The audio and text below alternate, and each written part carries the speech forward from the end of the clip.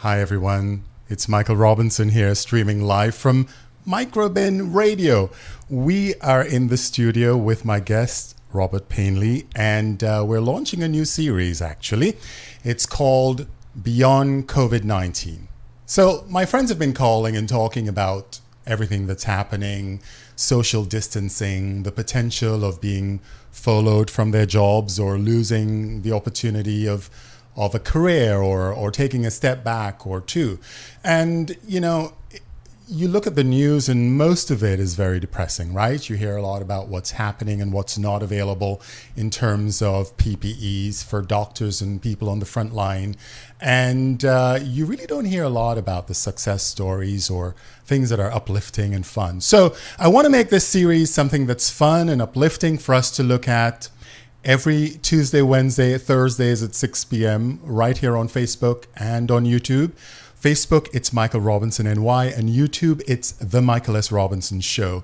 So tune in every Tuesday, Wednesday, Thursdays at 6 p.m., and we're going to be talking about all of the things that are interesting, right? We're going to be looking forward in terms of how we are evolving into this new normal. What does that mean, right? We're hearing about wearing masks. I mean, I've got my mask, Robert has his, but what does that mean for our lives and our careers and going back to work? Do we have to disinfect, the offices every morning when we go there? So we're going to look at all of that, not stress you out, but certainly bring you fun and great conversation. But before I continue chatting more, I just want to tell you that I'm every day live right here on Microbin Radio. My shows talk about entrepreneurship, career development, and empowerment, self-empowerment in particular. And I love talking about those topics, but I feel I can put that on hold for a bit and focus a little bit more on fun, lively topics. So my dear friend who is in the studio with me and has been on my shows before, he's no stranger to the show at all, Robert Painley. Welcome to the show, sir. Hi, Michael. Good to be here again. So it's great having you. And, we thought about whether we should do this in the studio or whether we should Skype in or how we should handle this. And I think that this is a really, really good platform. I mean, we're certainly at least 8 feet apart from each other. You've got your little mask there. I've got mine. And, it's ventilated well here. So we're good. And I want to talk to you about what you do because your career is fascinating to me, and it is for many people as well. But how is COVID-19 affecting you and your family? Well, my mother-in-law was at the epicenter here in Broward County, and at Atria Willowwood. And there's been several deaths there, but I think they caught that early on. So one of her best friends was actually one of the first cases that perished there. Wow. So it's been a part of our lives since the beginning of the epidemic. We haven't been able to see her. She hasn't been able to see us. Right. She's on the 3rd floor of a building, and we're able to kind of look up and yell at her every now and again, and so we can see each other. Right. But I have friends personal friends on cruise ships and that sort of thing that dock in and out of Fort Lauderdale that have the virus and have been quarantined on vessel for a while. So I do know quite a few people here who have it. So, but for myself and my husband, we're pretty good at home. We've been self-isolating for probably the last 5 or 6 weeks. Very good. And one trip a week maybe to the grocery store. But we've cut each other hair now, so I have this lovely COVID coif that I'm sporting at the moment. It looks just fine. Don't worry about it. Everybody's in the same boat, so we're all stripped back, and they get to see the real us. Well, I just cut all my hair off. I figure, you know what, I can't deal with this anymore, so everything is gone. Bear with me, folks, because I'm actually doing all of this live on my own because Robert, who is my audio engineer, hi Robert, I think he's looking in, isn't in the studio with us. So we're actually doing this live and fun. So let's start with you. You are a medium. I am. Now, I've heard of clairvoyant before. I've heard of mediums and psychics. Tell me what that means, because to many people listening, as myself, what does it mean to be a medium? Okay. So mediums are a little bit different. We're a different breed. We see actually spirit. So you can't be a medium unless they're actually seeing spirit. People who are clairvoyant may get information from a source of some specificity, depending on what that may be. Right. Some people get it through cards or through tarot cards, for example, or through crystal ball, or through through our dark mirror or something of that. Water is another good conductor of that type of energy. But for a medium specifically, you need to see spirit in some sort, and I have since I was over 50 years now, since I was 4 years old. Wow. So, well, yes. So you're basically saying that you see spirits or dead people. Correct. Now, are they dead people, or are there other things in that realm that we don't understand? Correct. There's other things that I have seen. Mostly it is people, or I should say spirits, kind of on the earthbound plane. I am able to kind of transcend that through astral projection and things, and travel through space and time, where it's a whole different subject realm. But there's some times where I'm talking to a client, and I'm talking to them here in Fort Lauderdale, but they may be visiting from Kansas City, and I can put myself in their living room or someplace and feel and sense the energy there and see what's going on. Wow. So I can do that. I don't do it all the time, but when necessary. Again, spirit kind of lets me know what's important. So people get out of a reading with me what they need for their life at that moment, not necessarily what they want. They may want to come to me to speak with grandma or grandpa or mom or dad or a child who passed, but that information, I get the information that's necessary for their life path at that moment, typically. So, as somebody who is curious, how does this work in terms of the technicality of it? Sure. I mean, how do you tune into that realm? I really didn't have a choice all my life. Again, I've been seeing since I was 4 years old. I woke up one morning and saw people in the woods behind the house.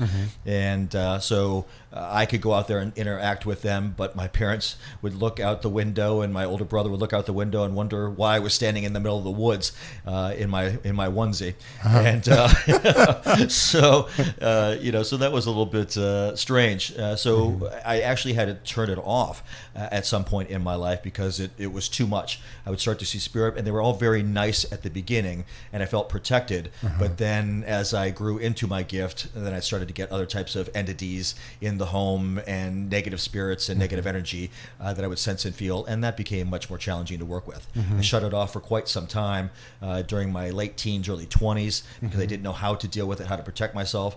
I spent a lot of time in the Catholic Church at that point because I felt protected around that type of energy. Subsequent to that, now that I know how to work with that energy, I can turn it off when I need to. Right, I see.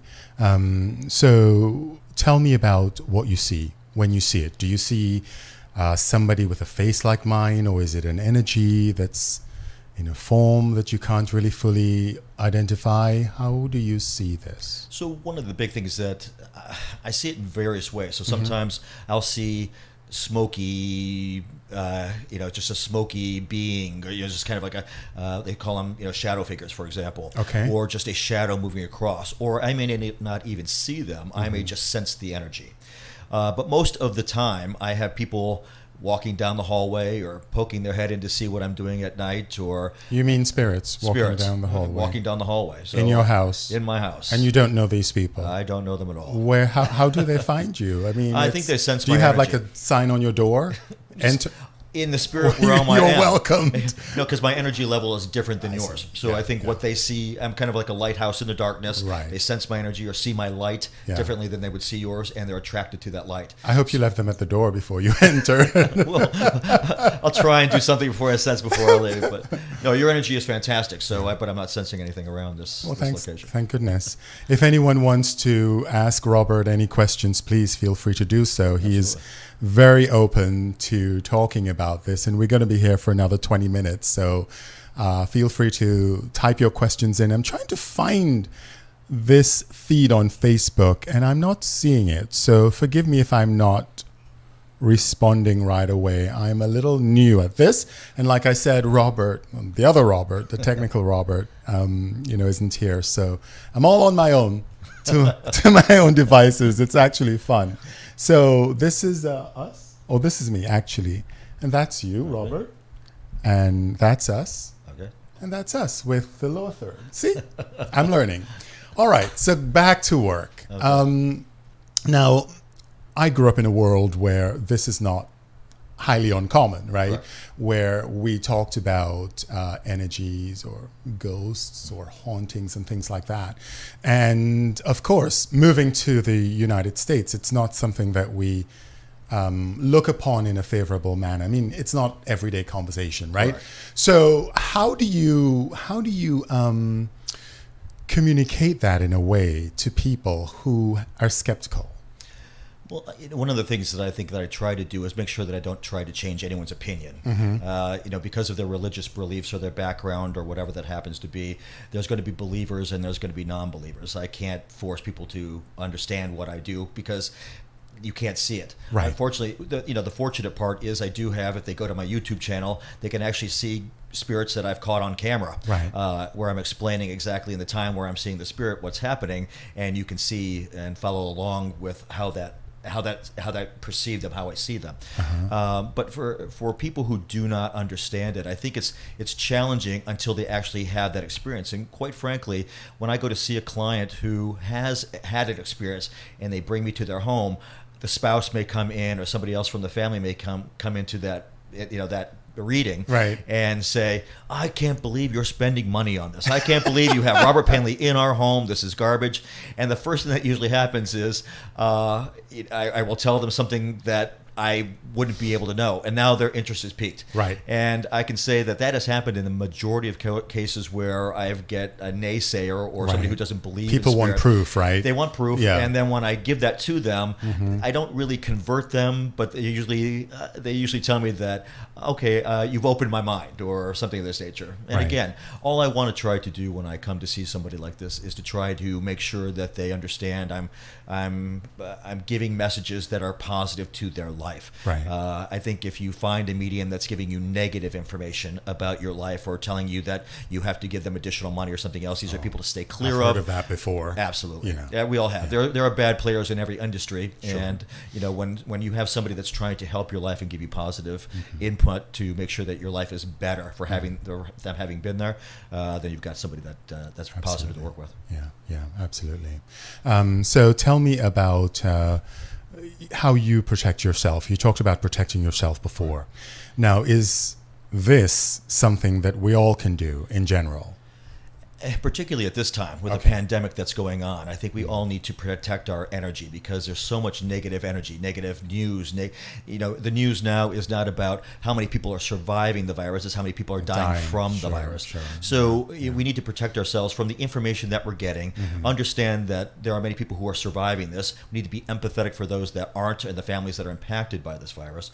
But we also can protect ourselves. So insulating ourselves a little bit from the negativity of the news that we're receiving.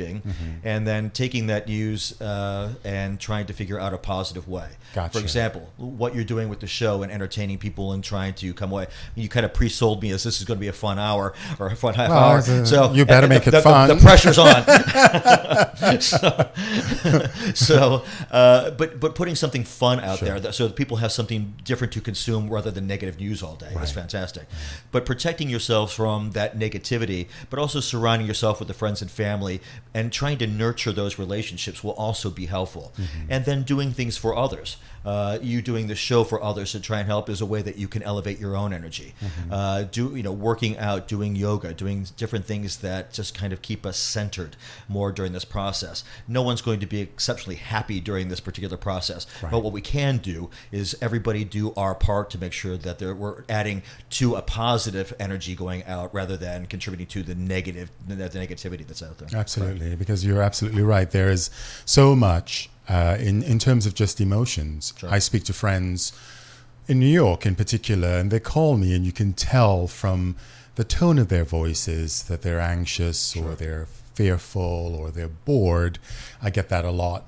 And how do you channel that energy into something positive consistently? Right. Because you may wake up feeling great that morning, but by 10 o'clock after looking at the news, forget it. You're not feeling that amazing anymore. In terms of what you do and how you channel spirit, how do you work now that you're no longer able to go to people's homes and give direct hands-on readings? Sure.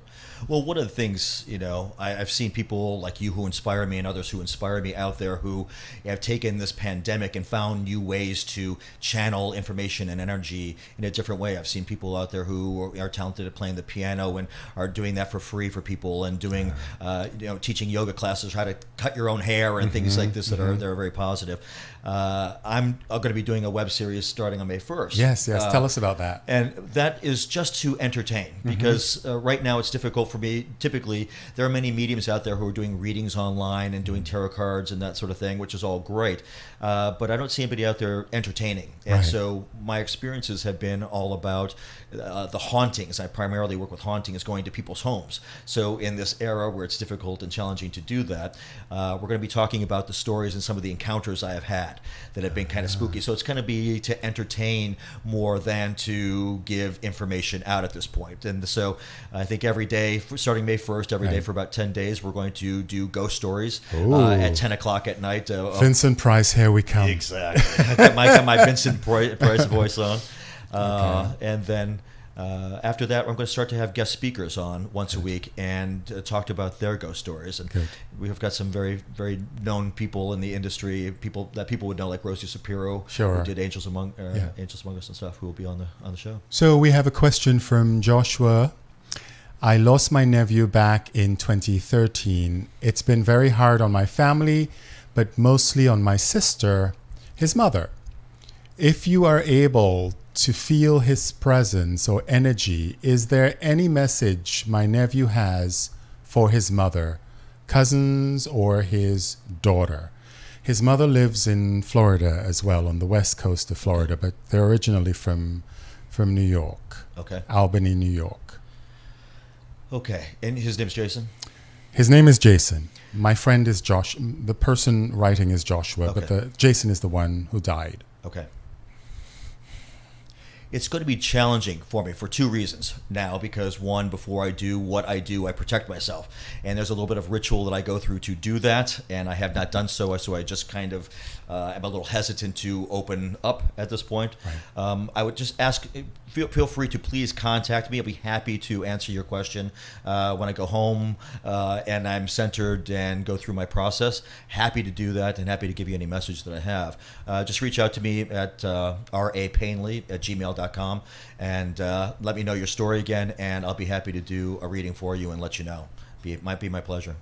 Thank you, Joshua, for writing in. That's a great question. So, yeah, I mean, I am sure you get a lot of people reaching out to you to ask you for guidance or to have you communicate with somebody who's going on. How do you do that? I mean, I'm trying to figure out in my mind how it works. Tell me how it works. No problem. I'm clueless. So right now, during this particular process, I have to go through Skype. Typically, I do Skype, I do FaceTime, and some other avenues to do it. It's a little bit more challenging to do that, right? Okay. What I typically do is I go to someone's home, and I'm able to sense the energy better. Like when I work with cases of missing children or things of this nature, it's better for me to have a piece of clothing or something that I can get energy from, although I'm just casting a net into darkness trying to figure out if I'm getting the right energy. But I know if I have an object sometimes, I know that I'm home. What about a photograph? Is that something Photographs that would work fantastic for me. So, if he wants to provide me with a photograph of the individual who passed, that also, but make sure that I can see their eyes, no glasses, no sunglasses, and things of this nature. That would be very helpful for me. I really do pride myself on making sure that I give the best information possible. I don't like to sugarcoat it because typically with what I do, people know that I'm in communication with their relative because I start to either talk like them, I pick up their mannerisms, I use their vocabulary that they would have used, and that gives them an indication, or it comes up straight with the name or something that they would have known. Your dog Snickers, and there's no way I would know Snickers. And this is where it comes from. Oh, by the way, Sophie's here. That's besides the point. Okay, so let's talk about the things that are really, really terrifying for you. Something must terrify you. When I see spirits that I don't feel before I see them. Normally, what do you mean by that? So typically, it happens a lot when I'm at nighttime, when I'm laying in bed and it's dark, because what happens for me is when I'm going through my day, I'm getting all the energy of this room. I'm getting your energy. I'm getting the energy of people who were here previously today. So all that energy feeds in, and it's a lot of energy. Yeah, I forgot to smudge the place before you got it. But it's just a lot of energy. When after I do my prayers and I'm laying in bed, and that energy is gone and it's quiet and peaceful, then I'm much more open to receiving information. So what I do at that point is sometimes they'll just start walking into the room, sometimes they will appear, but what I'll see typically first is I will either catch a glimpse of light or a sparkle, or I will just sense somebody in the room and know I'm not alone, and maybe about a minute later something will appear, or if they don't appear as I see you, they will appear. I have another little area kind of in the back of my mind where I see people all the time. I kind of have like a little TV on my shoulder here. If you're watching, there's like a little TV back here. So I'm looking at you, but I can see into this box. Sure. And that's my kind of a connection where they're kind of halfway between worlds, where I can see them, they can see me and talk. But most of the time I do see them as I see you. So they're coming to you. Now, so do we all have spirits that follow us? I mean, like, if I'm here now, are there like people behind me? The general answer is yes. Is it that you have to call the spirits to you? No, you have them around you, watching you all the time and trying to influence your life. So you have spirit guides. And sometimes spirit guides come and go. Sometimes they're assigned to you for life. You may have people who have passed, friends or loved ones who have passed, who now become guides after they're passed to try and help you in your life and in what you need. And those are changed out. You can change those. I myself can change those out. You can change them? I can change them. I ask her. How? I mean, first of all, how do you know who is in your life that's guiding you? I know, but I mean, like for me, then I'm clueless. You don't, but that's why somebody like me can kind of help you in that regard. Okay. But for myself, if I know that I'm growing in my gift. For example, I wasn't in the previous decade ago. I wasn't able to see certain aspects that I can now in the spirit world. And since, for example, the death of my dog about a year ago has opened me up where I can actually see the other side of the veil finally in small ways, which I never could before. That has opened me up to seeing other things that I didn't see before. And that growth from a spiritual perspective allows me to call on different spirit guides for myself to open me up further, because they know that I can handle it, that I'm not trying to shut it down, that it doesn't scare me. And that's what happens a lot with people who have this gift that are just trying to develop this gift, is they get to a point where they see something like I see every day, it scares them, and then they don't want to see anything ever. And they get into this kind of mental spiritual hibernation of I don't want to see anything, and, and so they kind of put it on hold. I understand. Yeah. And most people do that about 5-6 years old. When they get told ghosts aren't real, spirits aren't real, and you're imagining things, and so they kind of move on. It's almost like Santa Claus in a way, where once you lose that image or that it doesn't come back again. Mine never left me. That's great. That's great. Yeah, no, I've had strange experiences, and I'm sure that everyone can relate to this, that we cannot really understand or fully identify what is happening when it's happening. So you're more sensitive at nights when you're shutting down, more or less. Is that correct? I am more sensitive at night. So how do you sleep? With difficulty.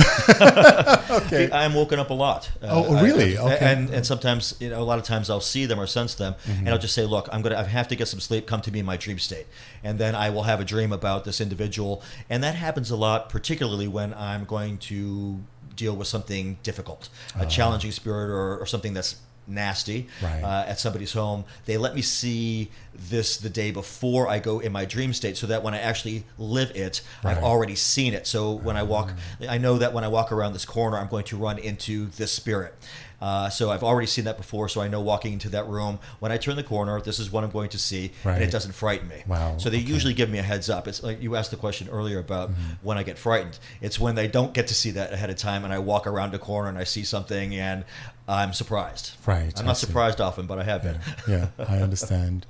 Thanks, everybody, for joining. I am seeing your names, but I'm not able to see it clearly because my glasses are on, but the lights in the studio are actually blinding me. So tell me about how I can protect my home or my studio or my business from negative energy. Okay. What do I do? First part, don't be negative. That's okay, which I'm not. Correct, you're not. Right. But for most people, sometimes they get into that state where they are, to be an enlightened being, you have to try and get rid of some of the things that are happening in your life. For example, when I have people who have passed, and now this individual that I'm working with, my client, they sometimes are bitter, they're upset, they're angry, and all those are negative emotions. And it's difficult for me to contact their loved one dealing with all that negative emotion. However, when they are at peace with that loved one passing, it was a good passing, it was a loving passing, they knew it was going to happen or something of that nature, it's easier for me to connect. So for people getting out of that negative state of mind, trying to stay in a happy place, some people pray, some people meditate, some people do yoga. Anything that calms you down, that breathing will also help. But in a tangible sense, one of the things that you can do, saging and smudging are fantastic to do for a home. Some people really use a lot of crystals in their home. Some people find different types of different things of art. Animals in the home are usually very good to uplift energy in a house. Sunlight is another thing to bring into your home. So open your windows, bring in that light into the home. Free flowing air is another way. I'm just giving you some tangible things that people can do easily. Good. Difficult to go out and maybe buy sage at this time, but you can open your windows. You can. Also, one of the big things that harbors negative energy is clutter. During this time, take the time that you have now, declutter your home. Sure. Give some of the things that you have in the home. If you have an abundance of toilet paper, give it away. Take the 75,000 rolls you have in your house, move it off someplace else. But try and find a way to declutter your home, because that clutter does everything that you have in your home holds energy. Okay. So as you hold energy, so do the things around you. So trying to get rid and make it a little bit more minimalist is actually helpful. Then letting the sunlight in, opening the windows, letting some fresh air through. I would suggest that you do that all the time. For yourself personally, get out, move outside, walk, touch the ground, plant something. We have free time now. Plant some tomato plants. Get your hands dirty a little bit, touch earth, take off your shoes, walk in the grass. In Florida, that's not difficult. In other parts of the country, they're still having snow. But try and find ways that you can connect with the earth that will keep you grounded. And again, this isn't a time, I think, where we're all going to be happy and ecstatic in life. But what we do want to do is we want to try and maintain and not come from a place of negativity. Right. No, it makes perfect sense indeed. And the other thing I was thinking about is that a lot of people are stuck at home, right? Okay. And they're stuck in the same place for days at a time, and your energy field builds up. Yes, absolutely. So if you're thinking negative energy or thoughts, the energy in that space automatically is copied from your thoughts. So it's good to be able to break that cycle, get out, go for walks, breathe. Breathing is very important. Last week, my guest was Dr. Guldal. She is called a medicine woman, and she's a spiritualist and intuitive as well. And she was talking about how important breathing is. Just the simple act of breathing clears your mind and your chakra and centers your attention and intention in terms of what you want to accomplish that day and things like that. So, these are all very simple things that we take for granted. Like the breath is oftentimes something we forget because it's kind of like automatic, but certainly paying attention to the breath is so crucial. Absolutely. And if you take one of my yoga classes one day, you would see that breathing or pranayama is very, very important for focusing the mind and cleaning the body and the chakras and all of that good stuff. So, Robert, tell me a scary story as a preview to your upcoming series. Tantalize me with something that's exciting and what scary. I'll do is I'll give you a part of a scary story, but they'll have to tune in to find out the end of the story. Really? Yeah. Okay. We'll give away the house. Okay. Well, actually, I'll tell you a few, because there's several things that we're going to be talking about in this series. One of them was where people were being communicated through their security system of the home. They were being bothered by a spirit that was contacting them through that way and trying to get into the home. Through the security system. They were being communicated with. They were being talked to through the security camera. And so they would go to work during the day, and all of a sudden there'd be a voice saying some interesting words to them. It wasn't bad the first couple of days, and then it got much worse and got personal, physical attack personal. And so they were protected in the house, and I had to go and deal with that lovely spirit, which was challenging. But that, again, it was one of those ones that I got to see before I went there, so I knew what I was going to encounter. I see. So that was one of them. A couple other ones were my visits to hotels, because hotels seem to carry a little bit of energy most times. You think? All kinds of crazy people go there. So there's a couple stories I have about hotels. One up in St. Augustine, Florida. at a boutique hotel there where we were having some interesting technical issues in the room. Talking about that, you notice we've had no technical issues so far. I'm shocked. Well, even with your operation of that, as a novice, that's great. Robert is someplace in the background. Exactly. He's probably watching and he's like, "Oh my God, this is terrible." Yeah. And we had one in New Orleans in an old hotel there, which was incredibly creepy, where the gentleman that I saw, you could see his entire body, but he had no face. And that was terrifying. That was one of the few times in life where I've actually been scared. And he did nothing to scare me. Right. But again, I wasn't prepared for it, and everything else was very visible, but just seeing this hole where a face should be was my first indication that maybe this isn't real. Maybe this is a spirit that I need to reckon with. Right. Now I would go and see if I could help that spirit, because now, why is the spirit restless? What can I do to help? The Nancy Drew comes out in me, and I really want to see what I can do to help the spirit. Why is it earthbound? Is there something I can do to help it go on its spiritual journey and move on for its own spiritual development?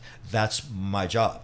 But when it scares me like that, that's the last thought on my mind. The first thought on my mind is, I'm petrified. How do I deal with the situation? And what's funny is what I find when I talk and tell these stories.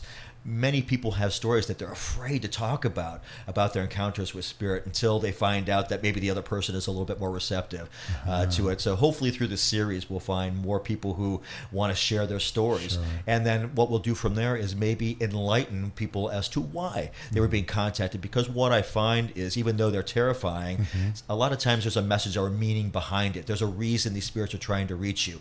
You're taking it as a terrifying experience, but they're really trying to do is, you haven't paid attention to all of the things that led up to the terrifying experience. For example, lights may be flickering in your house and you think you have an electrical problem. So you ignore it for several months. And then all of a sudden maybe you're finding notes or hearing song on the radio that remind you of someone, and you're still not paying attention. And this continues to escalate until they get your attention. Once they figure out how they've got your attention, now they're going to go that avenue. For example, with the Ring system, with the alarm system to the home, when something like that is, now they're talking to you and you can hear them clearly speaking to you. And I told them after I left there, they know they can communicate this way with you now. This may continue, and it has. So once they find an avenue that you understand, they're going to continue down that path typically, unless you try and shut it off. But there's really no reason to shut off communication from the other side. Most spirits are there to try to help you live your best possible life. Now, that doesn't mean that there aren't spirits out there that are negative and trying to influence you in negative ways. Those are some of the ones that we'll talk about on the show, and the ones that you need to protect yourself from. I see. And understand the difference. Not everything out there is bad, much like life. You can go through your life all day and encounter very nice people, but somebody could try and break into your home at night. So the encounters and the people that we encounter, most of them are good, but there are a few bad apples out there that you got to watch out for. And how do you identify those, and how do you work with those entities? Sounds good. So when is your series launching? May 1st. We're going to have it May 1st at 10 o'clock at night. So it's a little bit of a kind of a ghost story to put you to bed with, and I'll try and put on my best Vincent Price. Tell people where they can reach you. Sure, they can reach me at rapainley@gmail.com. You can also pull me up on Robert Painley Medium. If you just Google Robert Painley Medium, you can get to my YouTube channel, or because spirit_focus.com is where you can find me on my Facebook page, on my website. But just pull up Robert Painley Medium and you'll be able to find all my contact information. And what about Facebook? Facebook, you can find me under Robert Painley there, and on Instagram at Robert Painley Medium. Perfect. Well, Robert, thank you so much for pleasure. This conversation. It was fun. I hope it was entertaining for those of you watching. Certainly, if you have any questions or comments, or you have ideas for future shows, even though I have a ton of them, feel free to send me a direct message or email me at mr@mikesrobinson.com. I'm live every day on Microbin Radio. My show is the Michael S. Robinson Show. We talk about career development, we talk about entrepreneurship and self-empowerment. So until next time, until next Tuesday at 6 p.m. right here on Facebook and also on YouTube, I'm Michael Robinson. Remember, this is your time, so use it wisely.